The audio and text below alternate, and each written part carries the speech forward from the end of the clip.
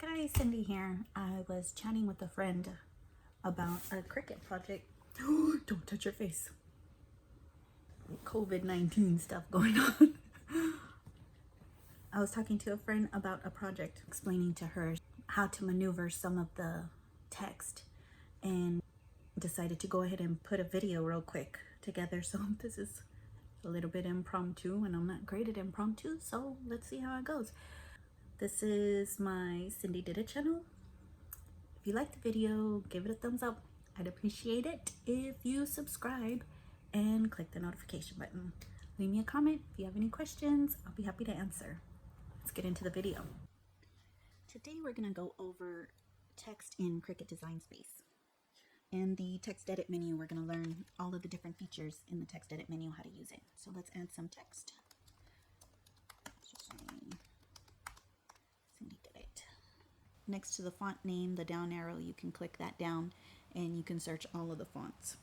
As you can see in the top, next to where it says search font, just to the left, those are all of the fonts. If you click on system, those are all of the fonts that are on your computer. And if you click on Cricut, those are all of the ones that are supplied by Cricut.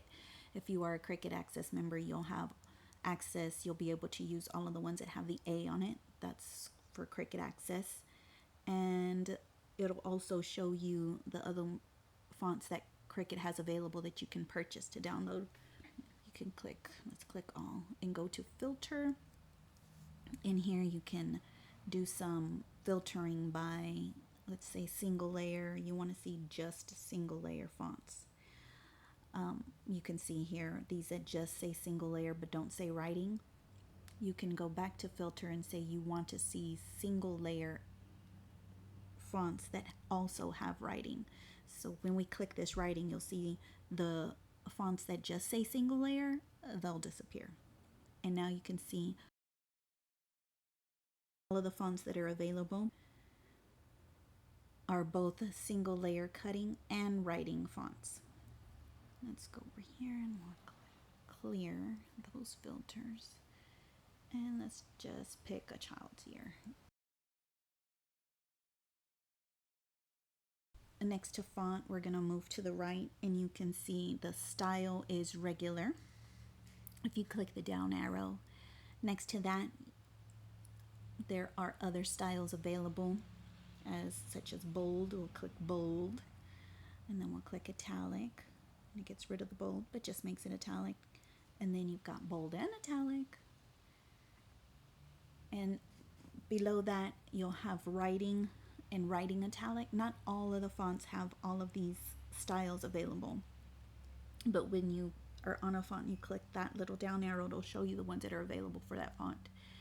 When we click on writing here, look at the line type. When we click on writing, you're going to see the line type go from cut to draw, because mostly if you're going to choose writing, you're going to use the pen. You're going to put a pen in the machine. So let's go back to regular, and you can see it moves it back to cut. Font size, default always pops up 72. There are a few ways to change the font size. You can click the up arrow here, make it bigger, or you can click in the box and backspace delete and enter a font of 100, and it changes the size. Or you can just click the arrows on the bottom right and click and drag it in and drag it out. Now we were at 100, so let's click and drag it in and let go, and we can see the font size changed. So that's another way to change your font size, is by clicking and dragging. A third way to change it, on the top layer of the edit menu, you can see the width and the height. Let's click in the width box and put the number 8, and we'll tab over. So those are 3 different ways to change the size. Letter spacing, the next section, move to the right next to font size and we can look at letter spacing. You can change the font spacing by clicking the down arrow, and you can see that they are getting closer together.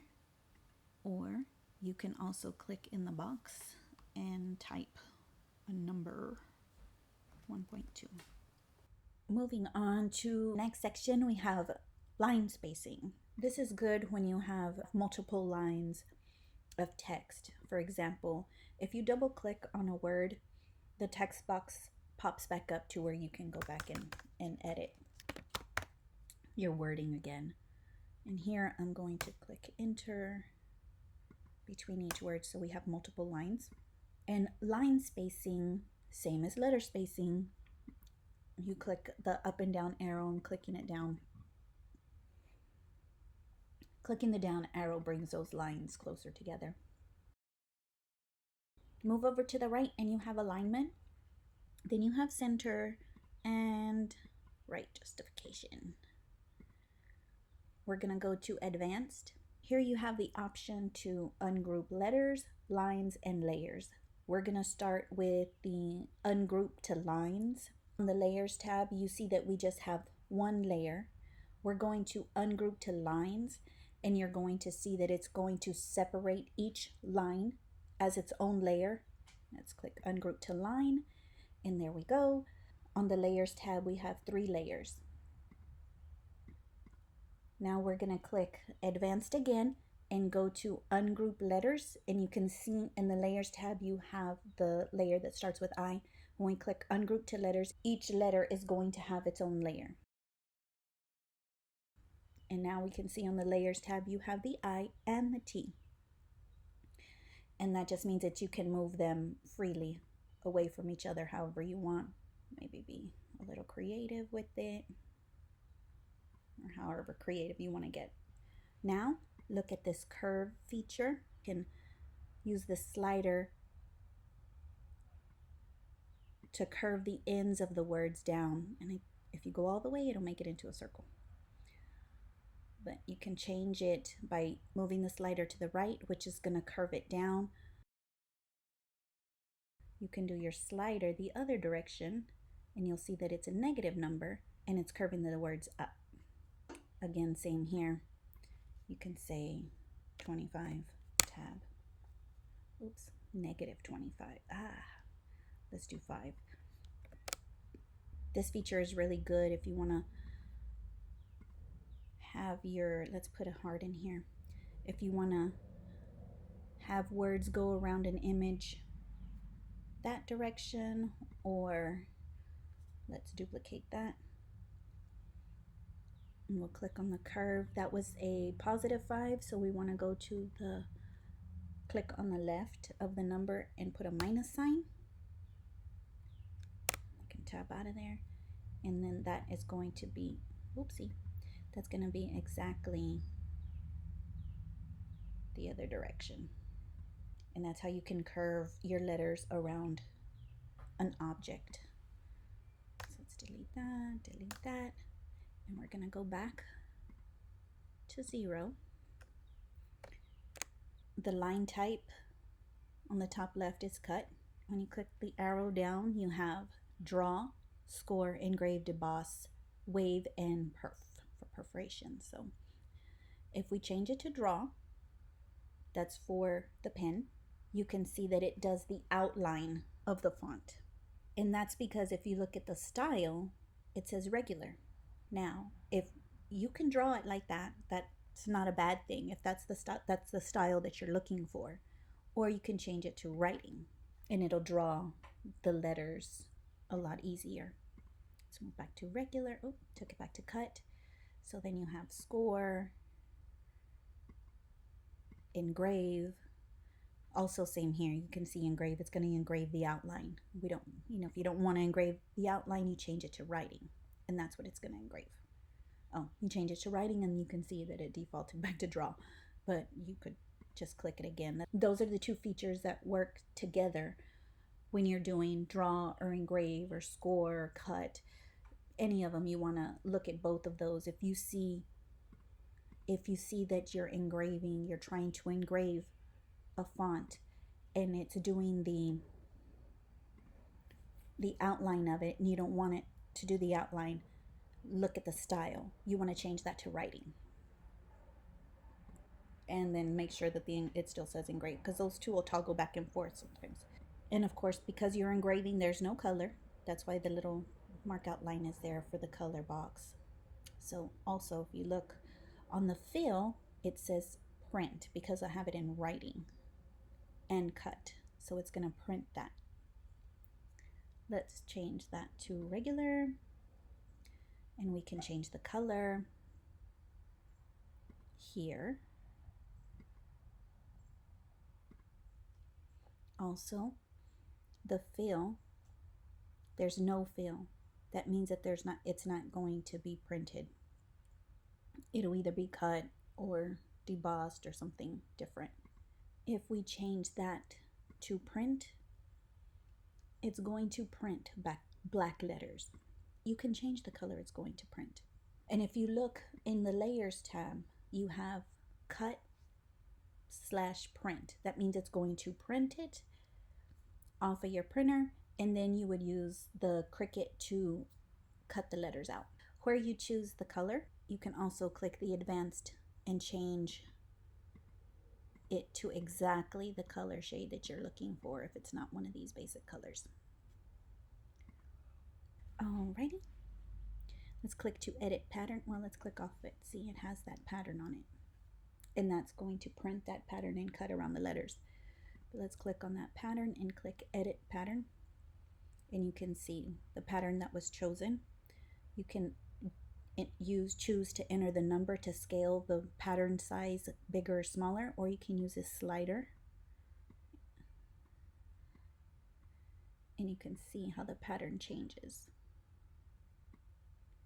And actually, oh, that's a big one. Let's change this pattern into this right here, because you can see the way the pattern is a little bit better when you change the angles, what I'm going to show you. So you can change the size right here, make it bigger. You can see how the lines are one direction. You can move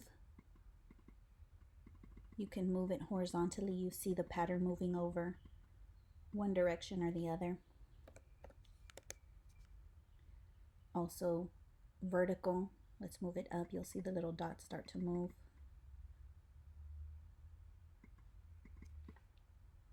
Oopsie.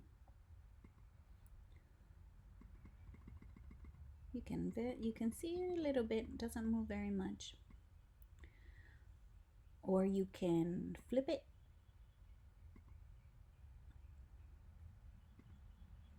And you can rotate it. Actually, let's rotate it a 45. You can move your numbers, but let's rotate it a 45 degrees. There we go. Now you can see the pattern is at an angle. Those are the different options that you have to edit a pattern, and that would be a print and cut. So let's change this back to no fill. If you double click on the text, the edit box will come back up. We're going to make multiple lines. We're going to do ungroup to lines. So let's say you have all of these, all kinds of different ways. Click and drag and select all of the text. Align to the left, center horizontally, align right, click and drag and align bottom. Let's duplicate and look at a multi-layer font. Art Deco, that'll work. If you look in the layers panel, you can see that one word, there are 3 layers. 2 of them are made invisible by clicking on the eye. We click on the eye, we open one of the layers, click on the other eye, you open the 3rd layer. And now we're seeing all 3 layers. The way these layers are stacked in the layers panel, that's the order that they are on top of each other. Since this brown layer is on top of the gold layer and the gold layer is on top of the maroon layer. In the advanced, click ungroup to layers. Click the gold layer and hold the command button and hit the maroon layer. If we say move forward, When you do that, you see they are still in the same order and you do not see the brown anymore. Not that the brown isn't there, because if we make those two layers invisible, you can see it's still there. We're going to click on the brown layer and bring that to the front. And you can see that brings that layer to the top. Now let's look at flip. This is if you want to flip the words horizontally or flip it vertically.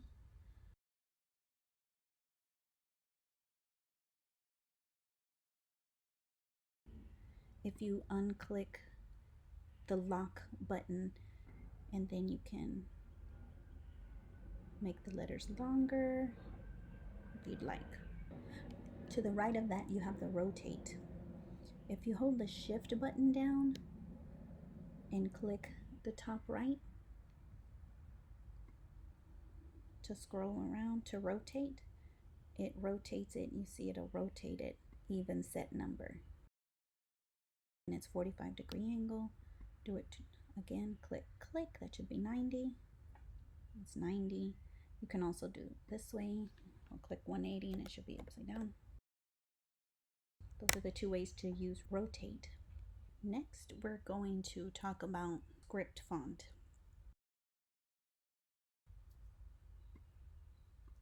Let's find a script. This is pretty. I wouldn't put capital letters on those, so I'm gonna change it. When using script, the letters are not positioned the way it would normally look or the way you want it to look. To fix that, we're going to go to the advanced and click ungroup to letters. Some people can move it over and they're fine with that to where it touches. I like to use my arrow key and move it to the left or to the right because it keeps the letter in the correct vertical position that it should be. Click the arrow button to the right just until it touches. Actually, I'm going to zoom in so you can see it a little bit better. Select just those two and move them over together.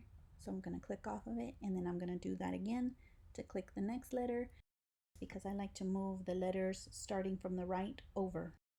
So move the arrow over. I think that's a little bit too much. That's too far, that's too close. This is where I use the X position. In the X position, that D is sitting at 5.766, and if we move it to the right one, it's going to be 5.866, which means it moves a whole tenth over. We wanted to move half of that, which would be 0.05.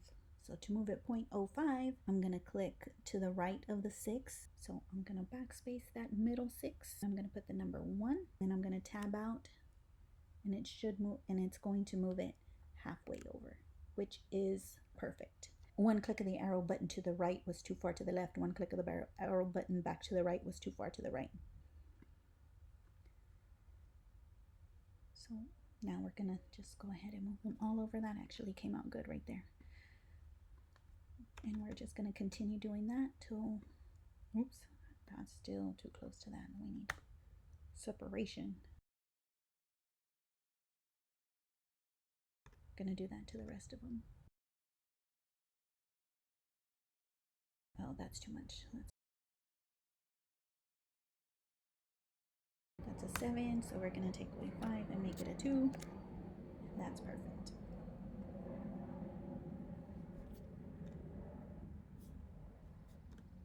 That's too much. Subtract 5.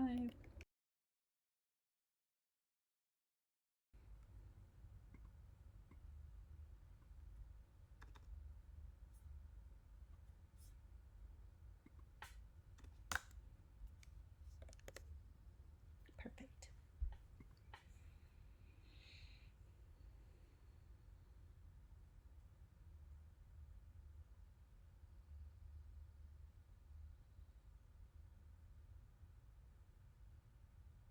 There we go.